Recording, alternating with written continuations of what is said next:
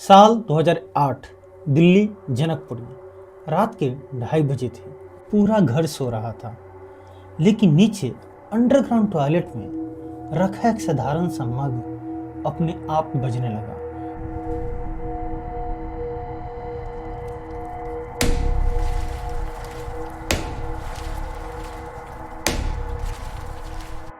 दरवाजा बंद था, नीचे कोई नहीं था, फिर भी खट खट खट जैसे कोई बाहर खड़ा हो।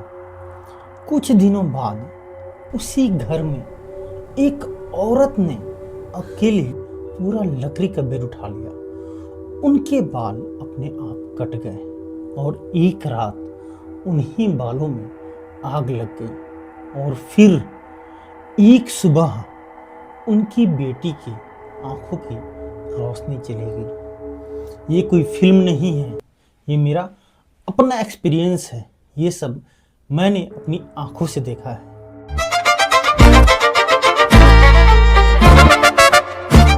हेलो, नमस्ते, सत श्री अकाल, वेलकम टू माय चैनल। मैं हूं पार्थ कुमार और आज की ये रियल लाइफ स्टोरी अब शुरू करते हैं। ये बात है 2008 की, जब हम दिल्ली शिफ्ट हुए थे जनकपुरी में। ग्राउंड फ्लोर पर एक बड़ा सा रूम लिया था। ऊपर 2 और फ्लोर थे जहां रूम ऑनर अपनी फैमिली के साथ रहते थे। हमारे घर में 2 भाई थे, मेरे अलावा एक और भाई, एक सिस्टर और मम्मी पापा। कुल मिलाकर 5 लोग उस बड़े से एक रूम में। उस रूम में 2 बेड थे, एक पर मम्मी पापा सोते थे और दूसरे पर हम तीनों। बाहर ना एक छोटा सा ग्राउंड जैसा एरिया था जहां हम लोग क्रिकेट खेलते थे। Ready play.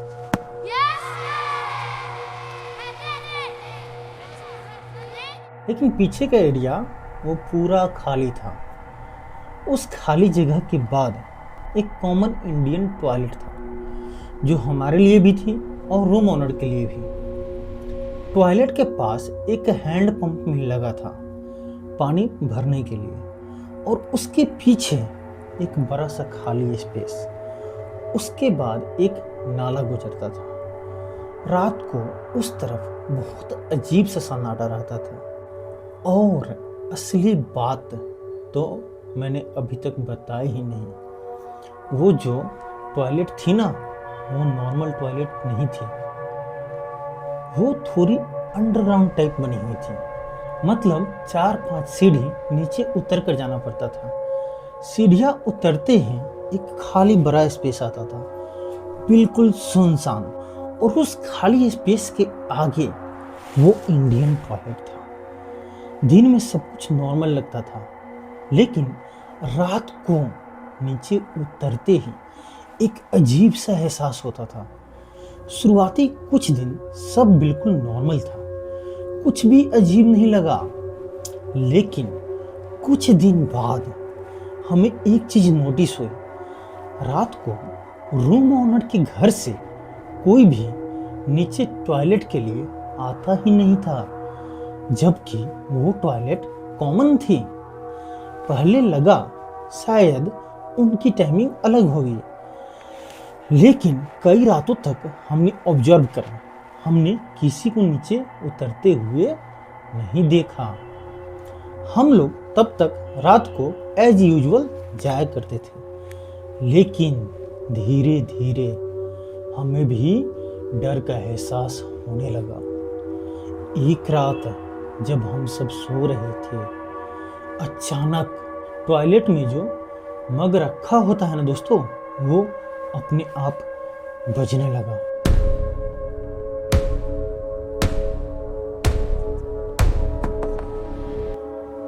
कोई नीचे नहीं था, हवा भी नहीं चल रही थी, फिर भी वो मग अपने आप बज रहा था।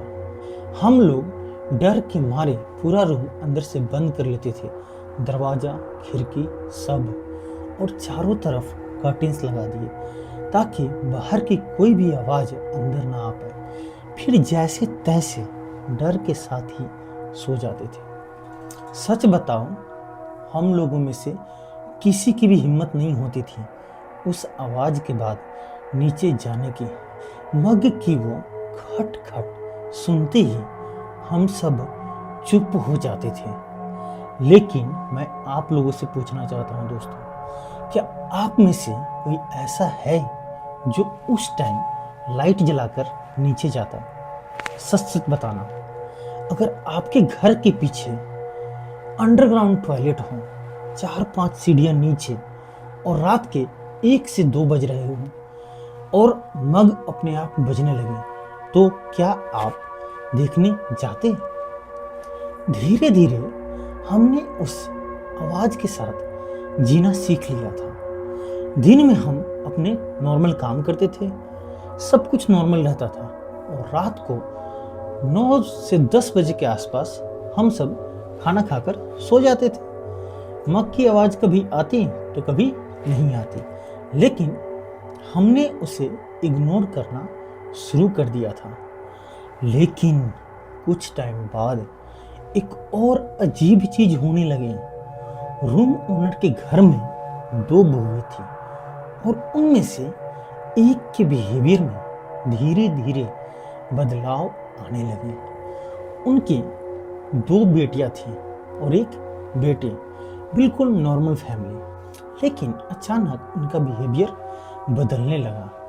कभी वो बिना बात के किसी को गाली दे देती थी, कभी अचानक बहुत प्यार से बातें करने लगती थी, कभी अचानक मेकअप करके तैयार हो जाती, कभी साड़ी पहन लेती जैसे कहीं जाना हो, जबकि उस टाइम वो घर से बाहर नहीं निकलती थी।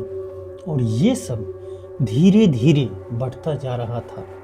हम लोग, मैं, मेरा भाई, मेरी सिस्टर और रूम ऑनर के बेटे बेटियां, हम सब आपस में बहुत खेलते थे, बेस्ट फ्रेंड्स जैसे थे हम। पीछे जो खाली एरिया था, आगे जो एरिया था, वहाँ भी खेलते थे, कभी नीचे, कभी ऊपर, कभी सीढ़ियों पे और कभी टेरेस पे। पूरा घर हमारे लिए एक प्लेग्राउंड जैसा था। और फिर हम उन आंटी के पास भी बैठते थे जिनके बिहेवियर में बदलाव आ रहा था, और हमने भी उनमें बदलाव नोटिस किया था। पहले वो बिल्कुल नॉर्मल थी, हमसे प्यार से बातें करती थी, हंसती थी, लेकिन धीरे धीरे उनकी आंखों का एक्सप्रेशन बदलने लगा। कभी वो हमें देखकर मुस्कुराती थी और अगले ही पल बिल्कुल चुप, जैसे वो किसी और को देख रही हो। कभी कभी तो हमें बहुत डर लगता था, और कभी कभी तो ऐसा लगता जैसे वो हमें नहीं, हमारे पीछे किसी और को देख रही हो। एक दिन जब हम लोग स्कूल से लौटे, ऊपर से बहुत ज़्यादा आवाज़ें आ रही थी, चिल्लाने की, सामान गिरने की। तब तक हमारी फैमिली और उनकी फैमिली काफ़ी क्लोज हो चुकी थी। हम कभी भी ऊपर चले जाते थे। उस दिन मेरी मम्मी भी ऊपर ही थी, नीचे कोई नहीं था। हम लोग और उनके बच्चे, क्योंकि हम सब एक ही स्कूल में पढ़ते थे, दौड़ते हुए ऊपर गए, और जो हमने देखा वो आज तक नहीं भूल पाया। वो आंटी अकेले एक पूरा बेड उठाए हुए थी, एक पूरा भारी लकड़ी का बेड, और जोर जोर से चिल्ला रही थी। हम वहां खड़े के खड़े रह गए, समझ ही नहीं आया कि क्या हो रहा है। वो हमें देख रही थी, लेकिन उनकी आंखें, ऐसा लग रहा था जैसे वो हमें नहीं किसी और को देख रही थी। अचानक हमें नीचे वाले एक कमरे में ले जाया गया, और हम सारे बच्चे को एक अंदर कमरे में बंद कर दिया गया। कहा गया चुपचाप बैठे रहो, बाहर मत आना। हम सब एक दूसरे को देख रहे थे, कोई कुछ बोल नहीं रहा था। ऊपर से अभी भी आवाजें आ रही थी। उस दिन के बाद उन आंटी का बिहेवियर पूरी तरह बदल गया। वो पहले जैसी नहीं रही। अब वो ज्यादातर चुप रहने लगी थी, किसी से ज्यादा बातें नहीं करती थी, और कभी भी चिल्लाने लगती थी। और फिर रात में एक नई चीज शुरू हो गई। वो जो बाहर का एरिया था ना दोस्तों, वो जो बाहर जहाँ से टॉयलेट के लिए दरवाजा खुलता था, वो दरवाजा रात को अपने आप बजने लगा।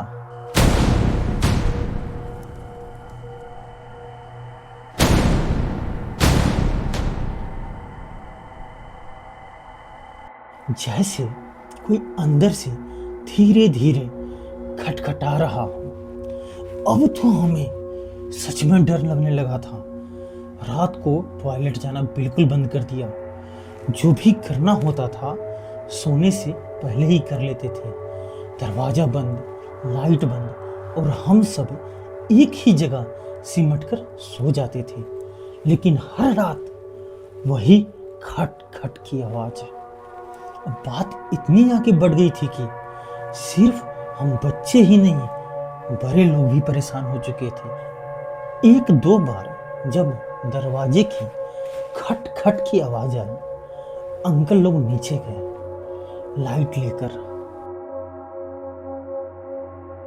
दरवाजा खोला, चारों तरफ देखा। पहले वो खाली स्पेस देखा, फिर टॉयलेट का दरवाजा चेक किया। टॉयलेट एरिया के ऊपर जो छोटा सा टेरेस था वहां तक झांक कर देखा। पीछे नाले की तरफ भी देखा, लेकिन कोई नहीं था। चारों तरफ बस अंधेरा ही अंधेरा, न कोई इंसान न कोई जानवर। और फिर वो लोग जैसे ही वापस आते, अचानक कुछ देर बाद फिर से वही खट खट। अब दोस्तों एक और इंटरेस्टिंग बात बताता हूँ। वो जो रूम था वो बहुत ही सस्ता था, इसलिए पापा जल्दी चेंज नहीं कर रहे थे। मम्मी कई बार बोलती थी घर बदल लेते हैं, लेकिन पापा कहते थे सब ठीक हो जाएगा, कुछ ही दिन की बात है। लेकिन जो आगे हुआ उसने हम सबको अंदर से हिला दिया। एक दिन उस आंटी की जो कबर्ड थी, अचानक उसके अंदर के सारे कपड़े बिखरे हुए मिले, जैसे किसी ने सब बाहर निकाल कर फेंक दिए हों। और सिर्फ इतना ही नहीं, उनकी कबर्ड और कपड़ों में आग लगी हुई थी। आग अंदर बाहर कबर्ड के चारों तरफ। कोई समझ नहीं पाया कैसे। ना कोई दिया, ना कोई माचिस, फिर भी कबर्ड के चारों तरफ आग लगी हुई थी। घर के सब लोग सन्न रह गए थे। पापा ने मम्मी को देखा, मम्मी ने पापा को। कोई कुछ नहीं बोला, सिर्फ एक दूसरे की आंखों में एक ही सवाल था, ये क्या हो रहा है इस घर में।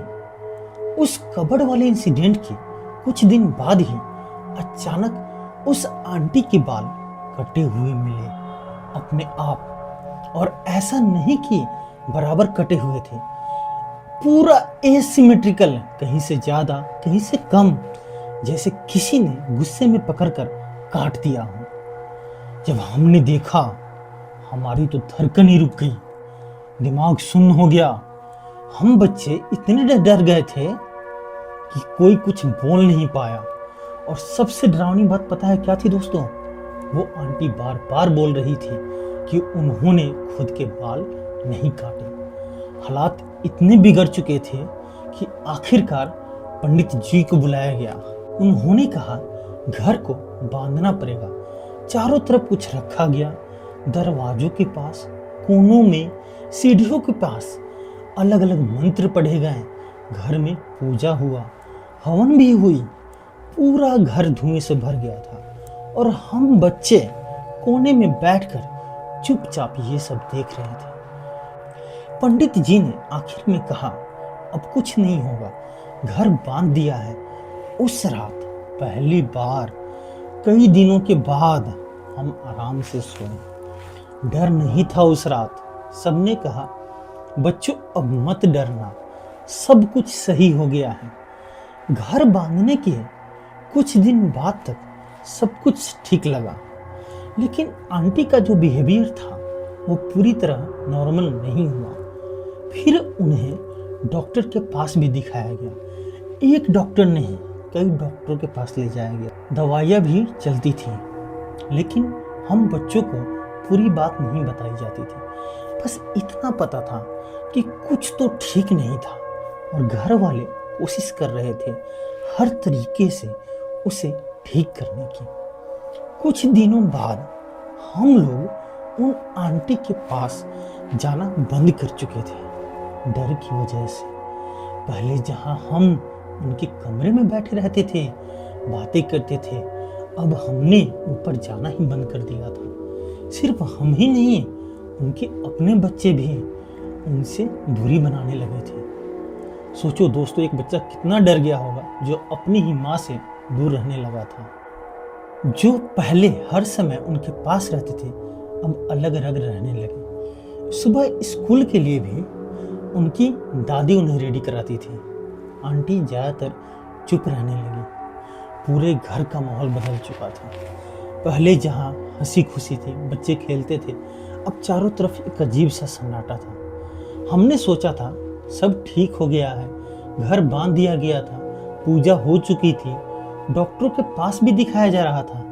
लेकिन कुछ दिनों बाद फिर से वही सब शुरू हो गया। रात को टॉयलेट वाले एरिया से फिर से मग और दरवाजे की आवाज आने लगी।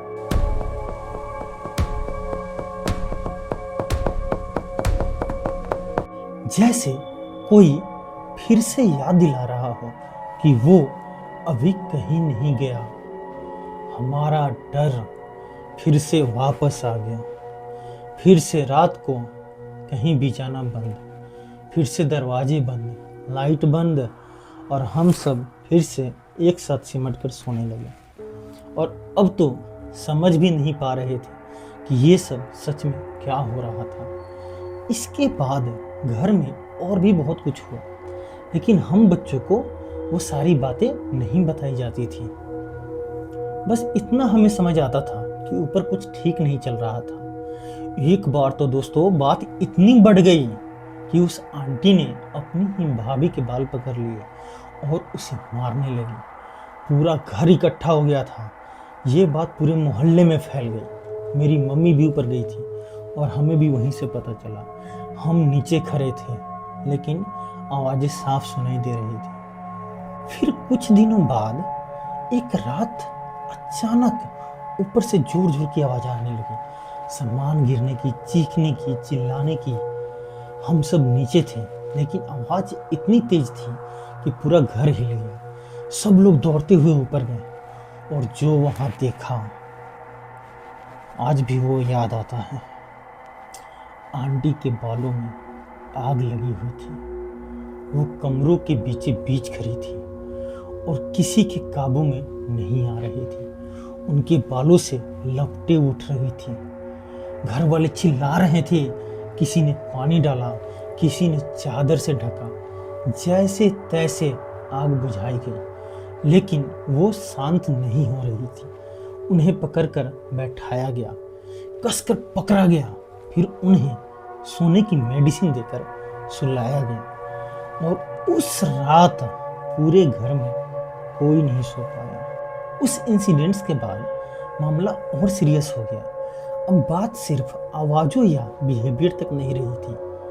उस आंटी को अब दूर दूर हॉस्पिटल ले जाया गया। सिर्फ पास वाले डॉक्टर नहीं, बल्कि बड़े बड़े हॉस्पिटल्स में उनका इलाज चल रहा था, लेकिन घर का माहौल अभी भी ठीक नहीं था। फिर किसी ने सजेस्ट किया कि कुछ मौलाना जी को बुलाओ, वो लोग भी घर को बांध देते हैं, अलग तरीके से कुछ तांत्रिक जैसा करते हैं और उससे सब सही हो जाता है, ऐसा कुछ मोहल्ले के लोगों ने कहा। तो रूम ओनर ने वो भी करवाया।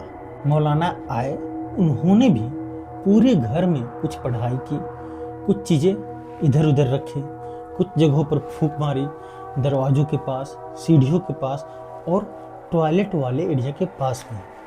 हम बच्चे दूर से ये सब देख रहे थे। घर में फिर से एक अलग सा माहौल बन गया था।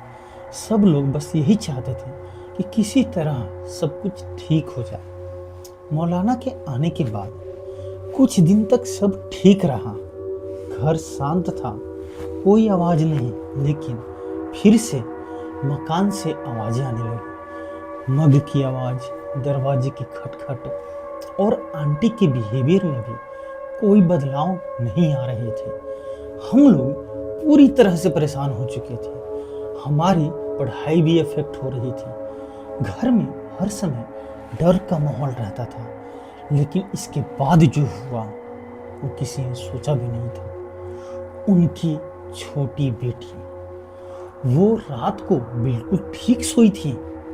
सोते टाइम उसकी आंखों से देखने की कैपेबिलिटी बिल्कुल सही थी, लेकिन जब वो सुबह उठी तो वो किसी को पहचान नहीं पा रही थी, ना ही अपने घर वालों को और ना ही मुझे और मेरे घर वालों को। ये वही दोस्त थी जो कल तक हमारे साथ क्रिकेट खेल रही थी, उसी मैदान में जहां हम रोज खेलते थे, जहां हम सब साथ में हंसते थे, दौड़ते थे, शोर मचाते थे। और आज वो मुझे देखने के बावजूद भी पहचान नहीं पा रही थी। उस पल हम सब टूट गए थे। पूरा घर हिल गया था उस दिन। मेरी फैमिली, उनकी फैमिली सब परेशान हो चुकी थी। बाद में उसे हॉस्पिटल ले जाया गया, टेस्ट हुए, डॉक्टर भी हैरान थे। रात तक सब ठीक था, सुबह तक आंखों पर असर कैसे पड़ा, कोई क्लियर जवाब नहीं था। कुछ हफ्ते बाद थोड़ी सी रोशनी वापस आई, लेकिन उस सुबह का वो इंसिडेंट, जब वो मुझे पहचान नहीं पा रही थी, वो इंसिडेंट मैं कभी नहीं भूल सकता। और तब पापा ने डिसाइड किया अब रूम छोड़ना पड़ेगा, क्योंकि कुछ भी काम नहीं आ रहा था। डॉक्टर, पूजा, पंडित जी, मौलाना, घर बांधना, सब कुछ करके देख लिया गया था, लेकिन कुछ पता नहीं चल पा रहा था। और फिर एट लास्ट हमने वो घर छोड़ दिया। आज भी जब वो सोचता हूँ तो अजीब सा फील होता है। कभी कभी आज भी डर लग जाता है, कभी कभी सपनों में भी आ जाता है। वो आंटी का सीन, कैसे उन्होंने अकेले पूरा बेड उठा रखा था, बंद कबर्ड में आग लगी थी, उनके बाल कट चुके थे, फिर उनके बाल जल गए थे। ये सारी चीजें आज भी याद आती हैं और हॉन्ट करती हैं, लेकिन आज तक ये जवाब नहीं मिला कि वो एक्चुअली क्या था। दोस्तों, ये जो आपने सुना, ये कोई बनाई हुई स्टोरी नहीं है, ये मेरा अपना एक्सपीरियंस था। इन्हें मैंने अपनी आंखों से देखा था, कानों से सुना था।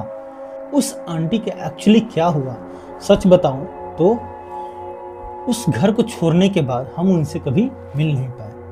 पता नहीं वो ठीक हुई या नहीं, ये सोचकर आज भी दिल भारी हो जाता है। शायद कुछ सवालों का जवाब जिंदगी कभी नहीं देती, बस उनके साथ जीना पड़ता है। आपको क्या लगता है उस घर में जो हुआ, उसकी रियलिटी क्या थी? मेडिकल, सुपरनेचुरल या कुछ और? अपनी थॉट्स कमेंट सेक्शन में जरूर लिखना। और अगर आपके साथ भी कुछ ऐसा हुआ हो जिसे आप एक्सप्लेन नहीं कर पाए, तो वो भी शेयर करना। वीडियो को लाइक करो, चैनल को सब्सक्राइब करो और ऐसी रियल लाइफ स्टोरीज के लिए जुड़े रहो। और रात को सोने से पहले एक बार जरूर सोचना कि नीचे से कोई आवाज तो नहीं आ रही। Till then please keep a healthy and happy smile on your face. जय हिंद, जय भारत।